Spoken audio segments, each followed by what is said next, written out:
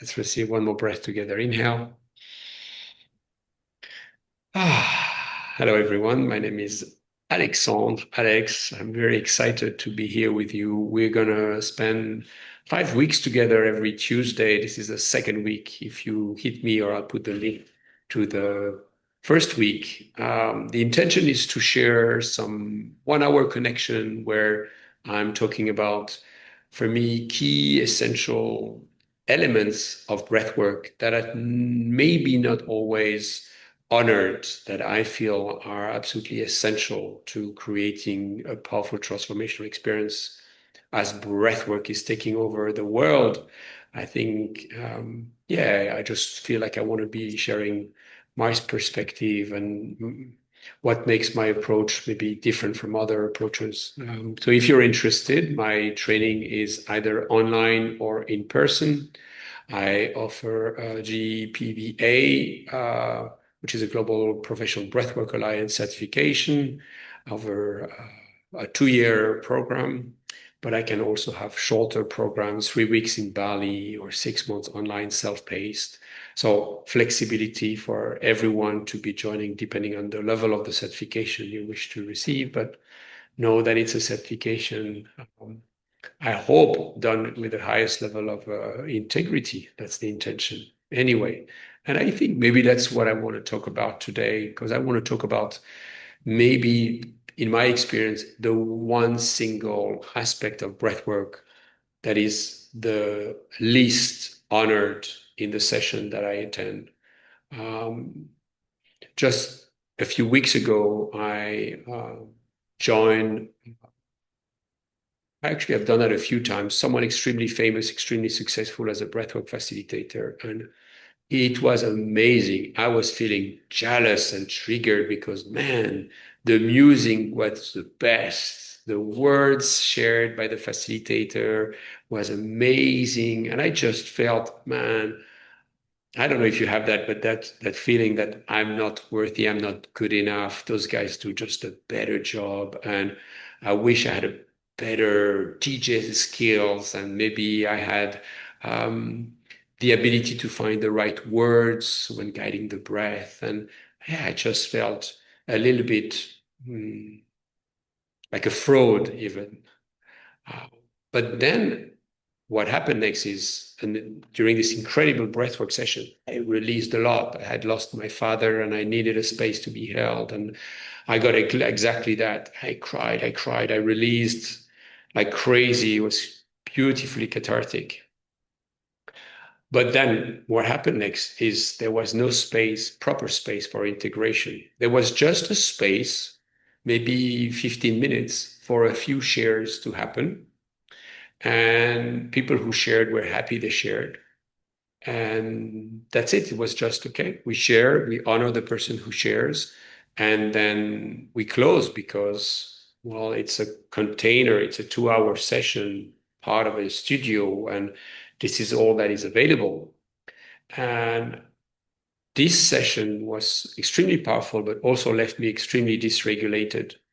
I went home feeling absolutely shattered. I didn't know what to do with my emotions. And I left with a sense of not feeling complete at all. I do insist in my training that the integration, what happens after the breath, should take maybe a quarter to a third of the time of the session. And I actually judge when I go and I review the facilitation of my students. I want to make sure that there is plenty of space after the session. And that's something that usually facilitators are not comfortable with because they don't know what to say. They feel they need to be therapists in order to be properly helping people as they are sharing. And somehow it's the least regarded aspect of the sessions. Even worse, I see more and more extremely cathartic modalities coming up, and they are very commercial, and people are addicted to them because most people are so suppressed that just having a space where they can, cry, that sounds like amazing. And they feel, wow, it's cool. I join a session I'm here for 2 hours, have a good cry, great. And then leave me alone. And they don't see what could be potentially wrong about that. Well, I tell you what's wrong about the cathartic release and the lack of integration. Without a proper rewiring of your nervous system, creating new neural pathways, new connections, the person who's going to be having that cathartic release will go back to what is familiar. There will be absolutely no effect on their session. Worse than that, in some cases, because what came up was so powerful, they could leave sessions dysregulated. Some would even use the word re-traumatized. This is something that is happening in breathwork, in huge cathartic sessions. This is also famous for happening in plant medicine journeys. You have that in ayahuasca, you have that in LSD, you have that in DMT, you have that in marijuana. Whenever those potent medicines are given, sometimes it's just too much. If you've done plant medicine, if you've done ayahuasca, you know that it's sometimes a lot. When I say a lot, sometimes it's too much. And if there is not proper space for integration, it can take weeks, months, sometimes years to actually make sense of the chaos that came to the surface, that became conscious in those sessions. So, yes, being conscious is better than being unconscious. I get that. Having awareness is better than living in an illusion. I get that. But if you give people a medicine that they cannot really integrate, I actually challenge that it's a positive thing. I would love to see a conversation where the focus is on integration. I even like to say that for me, the breath work is the prep work. The true transformation happens when people are able to change their relationship with their thoughts, where they're able to witness themselves the way they have seen the world and be able to change their perspective. And this, my friend, you cannot do alone just with a headset on your head. You need communication, you need connection, you need community. That's where the healing really happens. And I used to be triggered. I'm no longer triggered. I'm just puzzled by those huge breathwork sessions with sometimes 100, 200 people in a huge space with headphones, having huge releases. And then after that, going home feeling, wow, this was fantastic. I never cry and never laugh. And all of a sudden I felt, and I get it. It's addictive. You're getting adrenaline, you're getting dopamine. It feels good. So what's wrong with that? I would love to hear what's going on for these people a few days after their session. I think at best, nothing has changed. And in worst case scenario, they just feel probably overwhelmed with the new material that came to the surface. So I really encourage facilitators to learn the art of integration. And there are many modalities that can be explored, but the whole aspect of breathwork is to create space and stay in connection for whatever came up to be integrated. I'll share about my approach. I'm not saying it's the way. I don't want to come across as someone who's judging others. I'm not. I'm just wanting to maybe,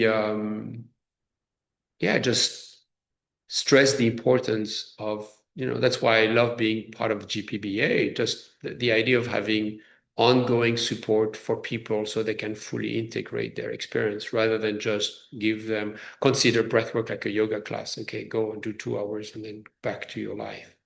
I think it's too potent for that and it needs to be honored. And I think that's where collectively we need to honor the medicine that is breathwork, the same way you would respect ayahuasca by going to a shaman. I think it's important to appreciate the potency of it and not use it like we use everything else in pure consumerism. And again, I'm no longer triggered by it. I'm just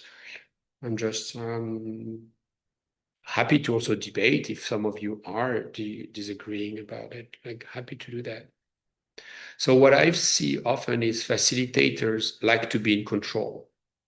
And the problem with the integration is not a space where you can control, because then all of a sudden humans just come with that what comes out. And it's not comfortable. Maybe people come with things that are a bit heavy. I'm talking suicidal thoughts, sharing old traumas that come to the surface, sexual abuse, pedophile tendencies, things that are pretty uncomfortable. And facilitators often just feel, well, I don't know what I'm going to do with that. So they'd rather stay in control. And of course, they get addicted to the validation that they get from their cathartic releases sessions, because people will tell them how amazing it was in their session. And I promise you, I did it. I was there. And I was also addicted to it. It feels good to offer that space for people. But I think as breathwork facilitators, we also have a responsibility honoring and understanding how traumas work and support that. So in my approach, I believe that I like and I really choose to um, integrate people through circling. I do actually believe, and it's very much supported by everything we've seen in indigenous cultures, that the definition of healing is circling, and the definition of circling is healing. And you have that in all communities. And somehow we know it intuitively. That's why we go to the pub with our friends to have a beer. That's why we sit and we have tea and we drink together tea. So even in the most modern ways, we just open a bottle of wine and we drink together. There is something about togetherness that is so healing, and we do that unconsciously.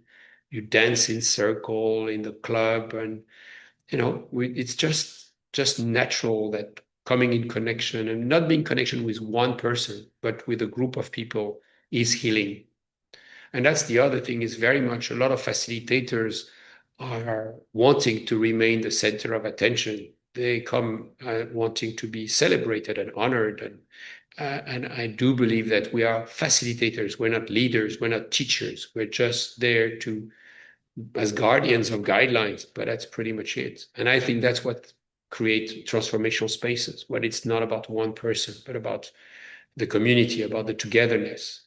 Um, so in spaces where there is strong guidelines, strong rules, people feel safe to open up. This is what is the common point of all the blue zones around the world. So it's the secret of longevity. What happens when you're in a space where you can share authentically, vulnerably what happened to you, what you have done to others, without being judged, without being fixed, without anyone interrupting you. Finally, you get a space to be witnessed, to be seen for what's really going on, not just what you keep by the surface. Most people spend their whole life wearing masks, wearing armors, feeling that they cannot be fully themselves, that if people knew what was really going on, they would feel rejected, just because of the toxic culture we live in, because you've been told that being good is good, being bad is bad, and you need to be a good person. You need to be generous. You need to be kind. You need to be empathetic. You shouldn't be selfish. You should be generous. And as a result, you just push away parts of you that feel a little bit more unwanted. And those are the parts where, yeah, you don't care. You have violent triggers and urges. You have inappropriate behaviors and tendencies that you don't know what to share. An addiction to pornography, uh, unhealthy relation to food, dark thoughts about yourself and others, deep fears that get you to behave in a way that you're ashamed of. Where do you go to bring that out? What I love about breathworks is create a space of openness. Some of you were in my last session in Bali. Uh, it was very interesting. There were a lot of men, and when we did the circle, most of them said, "Oh, it was very nice. I didn't feel much, but it was really nice. I enjoyed it. Not much happened to me, but it was cool." And then 15 minutes later, they're crying like crazy because they're what they are hearing in the circle, and they don't even know why they are crying, but they're just being affected by the field, being affected by what they are witnessing in others. And that's what breathwork is all about. It creates a state of openness. And that state of openness is all you need to connect to humanity, for you to feel one with others, to feel that every story is your story, because we all have some kind of this unhealthy relation to ourselves, some kind of shame and guilt about how we behave or how we look in the mirror, some kind of parts of ourselves that we just reject. And when we see someone share their struggles with food, their struggles with pornography, their struggle with sex authentically, it gives us permission to feel the same. And every time, pretty much everyone can relate to everything because we are all born, we're all trying to get over the fact that we left our mother's womb and we don't know what to do with that life. We don't know what to do with it. And to be in those spaces, that's where the healing happens. This is where the magic happens. Not in the cathartic release, not in the individual realization, but in witnessing others not wearing masks. To appreciate that there is an alternative to the way I've been living my life. Because there, my friend, is where transformation happens. You know what transformation is? Transformation is when you rewire your brain, when you choose to not go what is familiar, but you appreciate that taking a different pathway is possible. And that's what transformation is. And transformation happens in a soft way, in an incremental way, in a titrated way. It doesn't happen like a smash in the face in an ayahuasca opening. It doesn't happen in a cathartic release when you finally feel the anger towards your mother. That's not transformational. That's just the first step. That's just the part where you realize I've been suppressing parts of me all my life. And now it's finally time I feel again. But then to appreciate that not only I can feel, but I can also express what's really going on. And then I can be witnessed without being judged. People will tell me over and over that they have felt lonely all their life, lonely with their addiction, lonely with their fear, their shame, their guilt, thinking they would never tell anyone that story. And then they share and they realize something incredible happens. Nothing happens. Nothing. And then they realize something very powerful, probably the most powerful lessons they can learn. No one cares about you. And when they realize that I can be fully myself and that everyone is just focused on themselves, then they let go of the people pleaser. They let go of the controller. They let go of parts of themselves that they feel they have to carry in order to be accepted. That if I was not making money, I wouldn't be a real man. That if I wasn't pretty and sexy, then I wouldn't be accepted by men. And blah, blah, blah. And all the stories that run in our head about where we create our identity, our persona, like Jung said. When you realize you're not your persona, you're not the mask, you're not the role, you're not the image that you think you have created. When you when you are realizing this, it's like the beginning of your new life. Is the beginning of where you're going to start living yourself, not for others, not for the validation.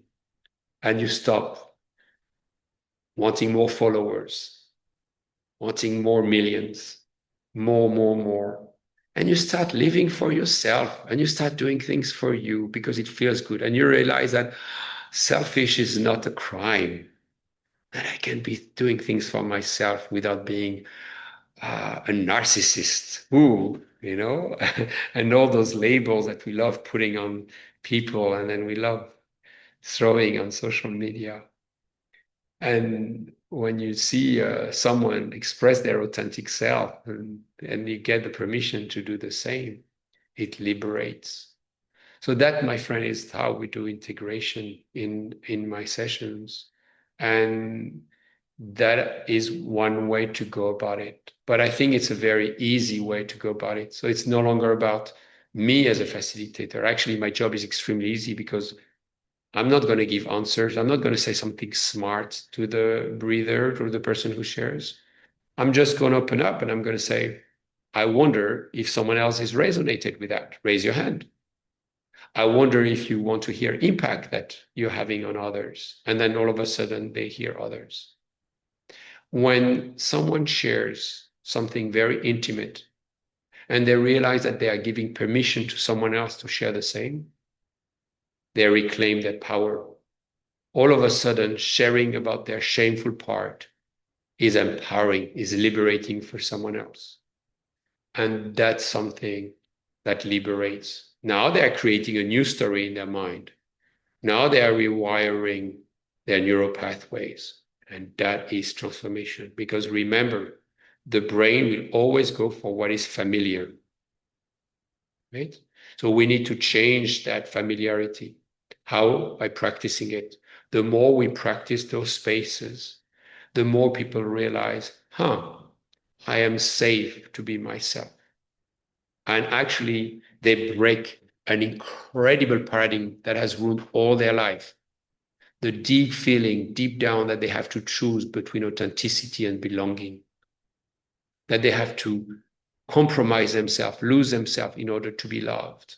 Happy wife, happy life, they said. Let me just do what that person wants. Let me please the kids so my kids will love me. And you know what happens when you do that? And the kids leave and you feel, what? I gave 20 years. I've done everything for them. And now they leave me? Well, guess what? This is the moment you realize you were not doing it for them. You were doing it for yourself. It was transactional. You wanted to be loved. You wanted them to take care of you back. Doesn't matter if it's your children or your partners. There is some kind of an unsaid contract that you've been carrying, probably from your ancestors and passing it on. Please love me. Please love me. How many people say I love you, waiting for an I love you back, just to feel themselves even more lonely when it doesn't come? When you realize all that, then you start honoring yourself. You start living not for anyone else, not for your students to validate you. And all of a sudden, and it's the first thing I say when I do my teacher training. I'm going to liberate you right now. I don't care what you think about me. Leave me alone. I don't need your validation. I don't need your judgment. Don't try to find whether I'm incongruent or not. I'm not. So here we go. Do I apply everything I teach? I don't. Okay, good. Are you judging me? Won't waste your time. I'm human. Big news. And I'm happily tell you what makes me human. And guess what? Anyone who's saying something else is just a liar. Is just a liar. It's just they're pretending and portraying a mask in order to sell their course or to be getting their needs met. They're all just broken trying to make it work. And once you own that fully, then it becomes so much easier, so much liberating to live your life, dropping everything else. So imagine now as a facilitator, when you gift that to your students, how powerful is that? It's no longer about just connecting to your emotional body. It's about change. It's about becoming someone else. And to do that, you need to experience yourself being different in connection. And that's uncomfortable and that's unfamiliar. But when you do that in a space that is well held, when there is no judgment, no fixing, no interruption, none of that is happening, then the nervous system can quiet down. That's what transformation is. Transformation happens at the level of the nervous system. not in the cathartic release, but how is that integrated? When people realize that I can express myself authentically, I can share my darkest, deepest secrets and be held without judgment, without anyone fixing me. And they realize actually something even more powerful. Because when people share about their darkest thoughts, pedophilia, sexual attraction to other participants, bring it on, anything that they say, pornography addiction, drug addiction, whatever it is that people share in those spaces. The next question I ask is the same, always the same. Usually, the people who share that, they cannot make eye contact. They are looking down, they are dissociating. The shame is so big, they struggle with words. The words don't come out. I give them space, I tell them to slow down. I don't interrupt them. And the silence is so heavy, can be just scooped by everyone around. And we're just witnessing a moment of truth. This is so beautiful. And everyone is just amazed to be a witness of that because we're fucking tired of the lies. We're just fucking tired of the game. And when this comes, I then ask the question, please raise your hand if you feel closer to that person now than ever before. And everybody raises their hand. And they feel, what? I just shared that I have this weird behavior that I thought was completely unacceptable and shameful because I shared that I was violent to my daughter. How can that be accepted and validated? How am I not being rejected by the group? And people always say, thank you so much for sharing that. I feel your heart. I feel your humanity. No one's judging you. No one cares. Actually, when they do that, they give permission to others to also feel their humanity. And they realize I can just be my fucking self. I can finally stop pretending. That, my friend, is so good. So good. And actually, so easy. It's not rocket science. It really comes down to very simple principles. The breath work is just a tool to get you there. It's nothing else. It's just the way we relax the tensions in the body so that we can have those moments. And that's it. That's it. What I often, of course, offer is the classic way of integrating. I just want to mention them because we don't always have circles, we don't always have spaces. But for me, I love nature and integration happens in nature. So if you don't have a space, let yourself be held by nature, a body of water, ideally natural water, if you have access to a river, a lake, an ocean. But if not, a warm shower, a warm bath, beautiful music and scents, rewiring and being tender and soft with yourself. Let yourself be held by your environment. Have nourishing food, avoid connection with too many people, use salt, all those modalities that you probably maybe have heard. They are amazing, but traumas happen in connection, healing happens in connection. And if you can do that with a group of people and not one person, then it's a game changer because we've been conditioned to believe that there is one person that saves me. It's my therapist, it's my boyfriend, is that best friend, that person that just listens better, that person where I feel safe with. And when you can do that with a bunch of strangers, wow. I've had more than 7,000 people in sessions the last 10 years. And I hear in every session the same remark every time, every time. Oh my God, this group was special. Thank you so much, guys. You were such a unique group. It was incredible to be with you, and it would not have happened with others. And guess what? It's not true. You're not special, and nobody's special, and those groups are all the same. Just humans who give themselves permission to drop the mask. And that's what's cool. Because once you experience it a few times, you have some people here who have done a few of my retreats and workshops, then you can do that with yes, Amanda, I see you. So then you can do that all the time. You can create spaces wherever you are. I'm staying in a hotel here, and I just ask how many people do you have in the hotel? And they say 110 people. It says, well, this is what I do. Would you be open to me facilitate an hour and a half of connection with everyone? And they said, yes. And I'm getting 100 people in a room for an hour and a half of heart connection, of deep listening, of conscious somatic movement and breath work.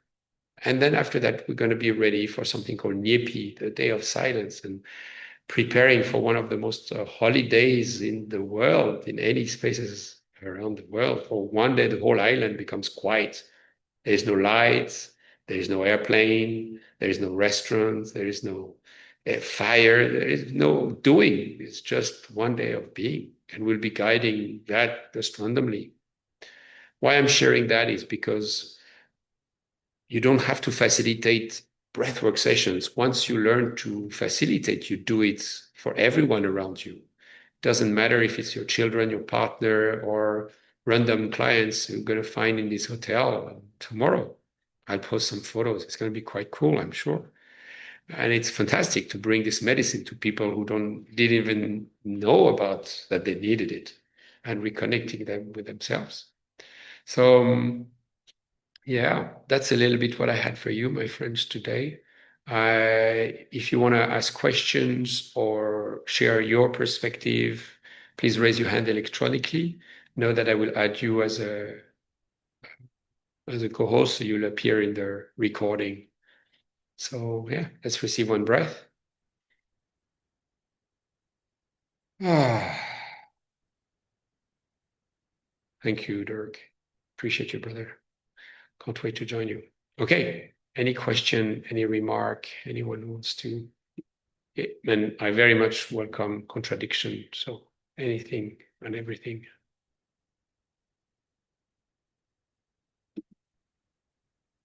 Hmm. Go ahead, Amanda. Jane. Yeah, thank you, Alex. I just love always, going through the process and the breathing process. And what I love about you is because obviously I've been breathing a long time, is just making sure, the group is complete, grounded. And I did something very many, many years ago, and they took me back to a very deep, dark place, and I went out into the world very raw, and that was very dangerous for me. I was very sensitive, and to then regulate. It was way before breath work was even something. But yeah, that's what I really love about you: the intentional communication, the coming together, the ice baths, the karaoke bars, but you always making sure that the group is complete and everyone is ready to move out of that circle, because too, I believe it's very important.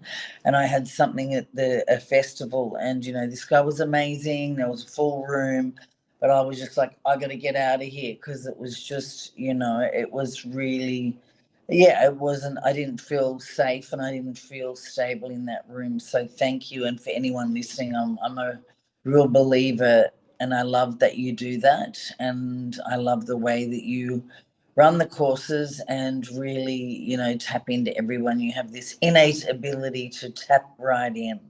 Anyway, I'm grateful to be here. Thank you for sharing everything. Thank you, Amanda. Thank you so much. In my sessions, this is what I do. I give space for people to share, but not everyone wants to share. Maybe some people are experiencing something too strong, and then don't feel ready to share. I want to honor that, and I honor their silence. But then I always do a checkout. So I get everyone to speak. Why? Because exactly as like Amanda said, I want to make sure that everybody leaves my space integrated. And I will hear it through the choice. I can ask them for one word. And if their word is confused, if their word is unsettled, then I know they're not integrated, right? So all I need is to just hear what word they choose, and that's going to tell me everything. Are they making eye contact? Do I get a smile back when I smile at them, or they are dissociating? They're not making eye contact. So I have a really powerful 3-word sentence that I use whenever I want to check with someone that I see is dysregulated. I use the sentence, I am curious. You can't be angry at me for being curious. So I just go to the person that I know is dysregulated. I'm going to receive one breath and I say, just curious what's going on for you right now. Name the person. And maybe that's all they need to have the extra push to share what's really going on. Because, if they have never shared this with anyone before, well, that's going to be quite uncomfortable. If it's an exile using the language of IFS, then I need to make sure that the exile is safe, that is ready to come out. And I need to honor also if the exile is not ready to come out. So I do love using IFS as a structure for sharing in circles. But what I love is the potency of the safety that comes from the circle itself. And I find that it's hard for exiles to come out in connection with one person, a therapist, for instance. But it's way easier for that exile parts, the fear, the shame, the guilt, to come out when held by a community of people. So, yeah, little tip for the facilitators in there. Anything else, my friends? Keep raising your hand electronically if you have to ask a question or share a remark. Um, yeah, just as I'm waiting for your hands, know that I teach this at different options. We have a self-paced uh, 6 months online course that I'll happily add the link in the description of this video. I'm very proud of it. It's a very good program. And we have one-on-one calls. We are part of the community. We're doing weekly sessions and just a space for you to do it at your own space if you cannot come to Bali or India. And those, like Melissa, I see you in India.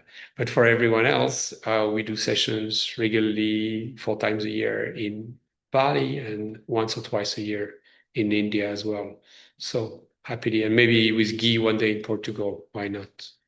Um, all right, friends. Questions, reactions, and testimonials from the graduates. I don't know. Nick, do you want to say a word? No. Guy, you want to share? Loana, question?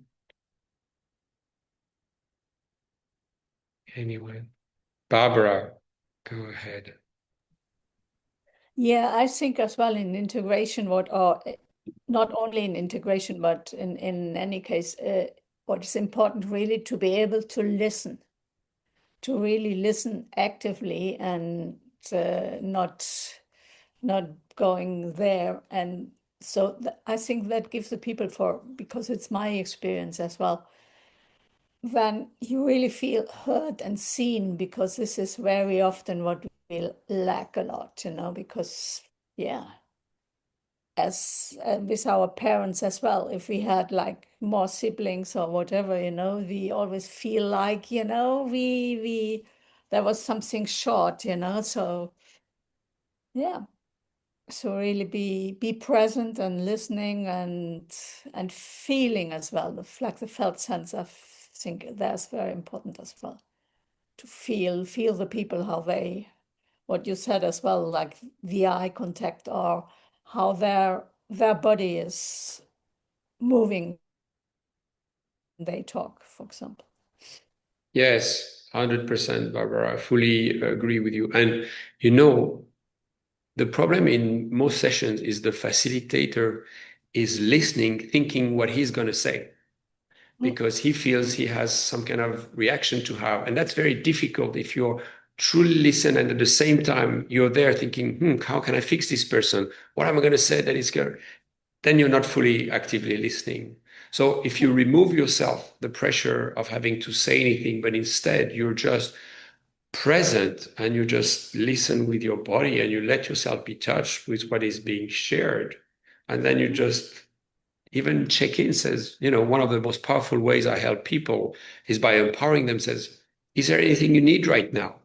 Right. So it's just I'm not all of a sudden oh, thank you. That's actually, yeah, a hug would be nice, but it's not I'm not coming with the solution, or I let myself be touched. And if I feel like a tear is coming, I let that tear come, or whatever is present.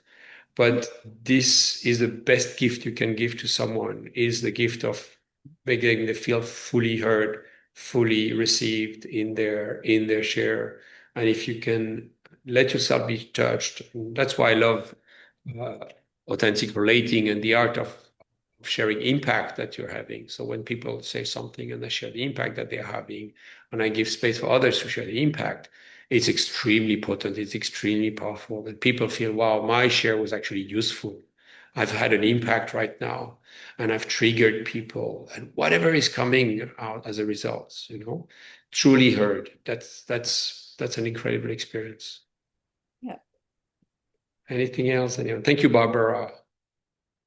Love you. Thank you for coming regularly to the breathwork sessions. You're a very advanced breathwork facilitator, so honoring your presence.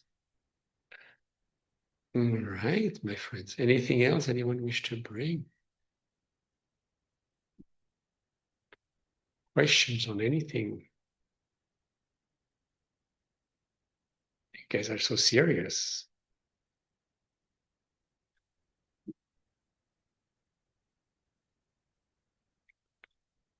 Now I can make a dance for you, huh? Otherwise.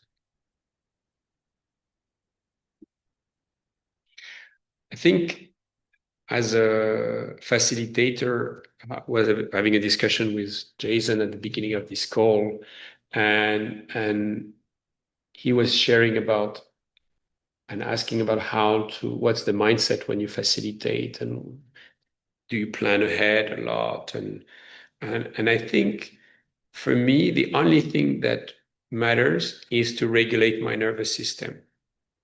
So creating space to be with myself, allowing my emotions to be felt, to just be embodied. Doesn't mean I'm okay, doesn't mean everything is regulated, but just having awareness. And from a place of connection to self, connecting with others, that has proven to work. And if I'm not okay, well, that's what I will be sharing. I don't know if anyone was there. No, I don't think anyone was there, but 2 weeks ago, I did a session and I had the immigration in the middle of my session interrupt the session. And that was pretty disruptive. And that's really impacted my nervous system for a moment or two. But I just gave myself the permission to be with that. Amanda was there. It's the elephant in the room. Just being, okay, that's what's there, present. And it created safety for everyone to see me just being present with what's going on without trying to play cool or collected, but instead just feeling, you know what, I'm actually not okay. Can I be not okay? And we all not be with me for a moment? And yeah. And we had a beautiful breathwork session after that, 15 minutes after the immigration left. And I was pretty cool. But not from a place of being Superman, saving the world and then lying to my wife. No, from a place of just being present with what is alive in me and yeah, just sharing that and giving permission people to do the same. The secret of transformation is just safety in the nervous system. That's all we need. But it's not that common that we actually get to feel that. All right, I'm rambling while I wait for your questions, my friends, or your remarks.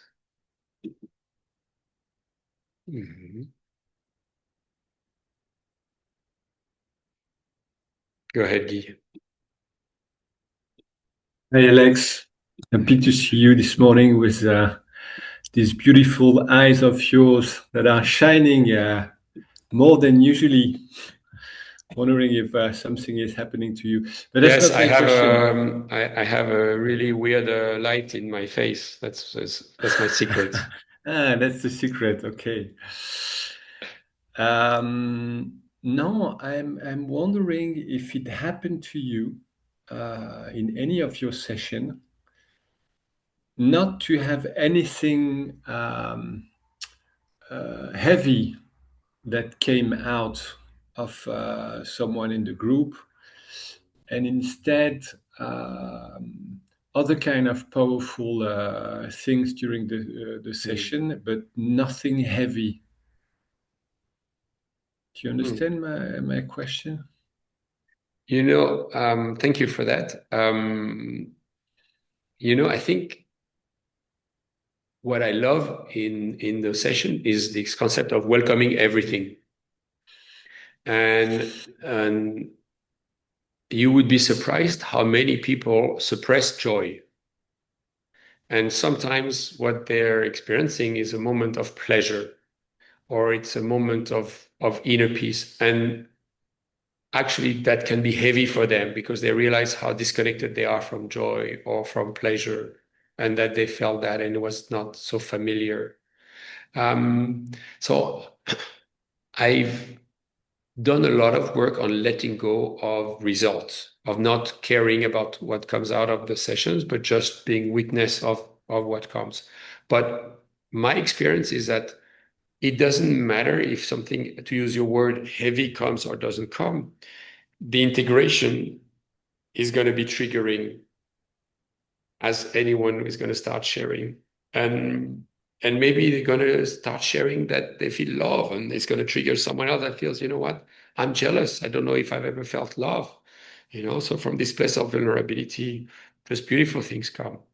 But I try to create a space where I don't, where my energy is quite neutral, so that whatever needs to come comes, rather than suppress anything. And unfortunately, in my experience, a lot of people are just suppressing themselves all the time, and anger and shame and guilt and sadness are suppressed a lot. And quite often, those are emotions that come to the surface when there is a little bit of space. Yeah, I don't know if I answer your question, but yeah, I don't really care about what comes up. No, I guess my question was if everybody always have, or in a group of, let's say, 15, 20 people, if the state of people is such in our world, in our society, that there is always something uncomfortable. Yes. And that's because I've participated to many of your sessions. I've led some myself, and I see the beauty of what's coming out of that. But sometimes, and maybe it's an expectation of a result. I don't know, but I'd love those moments to be also places where. Obviously, it's open for anything that is present, but that the power and the healing comes from the lightness, the light, the joy, which is not necessarily an expression of suppressing anything else, but showing up as powerful human being through this power that we all have. Yes, and in the sharing sessions, we all have common themes. Men feeling that they have to succeed, that they have to provide, that they have to have it together. And then it hits home usually when one man agrees to share that, and women bypassing their boundaries and having, sex because they want validation, and that triggers most women in the space who have had poor boundaries or have been abused of misuse of sexual energy. There are some common themes that are usually coming up that are unfortunate. And right now it's a lot of fear of the future, a lot of need of control, people pleasing, abandoning ourselves.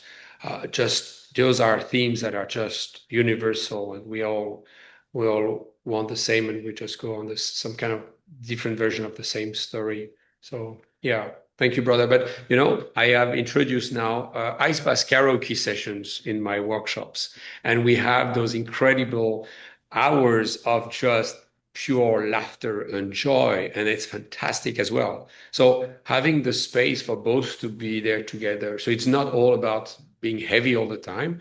It's also moments where we can have just, but somehow you need to put the luggage down and say, okay, I don't have to pretend anymore. And from that place, I can fully enjoy. But thank you, Guy. And Rachel, you want to share? Go ahead.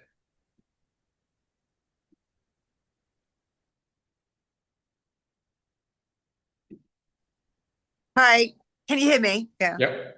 Yeah, I just want to be, as the most recently integrating person, I just want to tell you how well I am integrating the idea that we get inspired by things. So you really helped us get inspired the days that we were with you. And I'm feeling that I can use that energy of inspiration and do things in myself that are inspiring, and taking that energy of inspiration and integrating that. So I'm about to hike Batur in the morning. So thank you. I just wanted to say. Thank you. Yeah, I just wanted to say thank you for some glorious days with you. Bless your heart. Thank you, Rachel. All right, friends. Well, that brings us to the end of our second series. So join me next week for our third session, and I'll share the recording of this video and the previous one. If you enjoyed this session, tell your friends so more people come next week. If you want, every Monday, 6 p.m. Bali time, I also offer a guided breathwork session, authentic writing and integration circling. So it's 2 hour session every Monday online. So I'll put the link to that. I think you have it already in the chat. All right, my friends, sending love to everyone. Bye.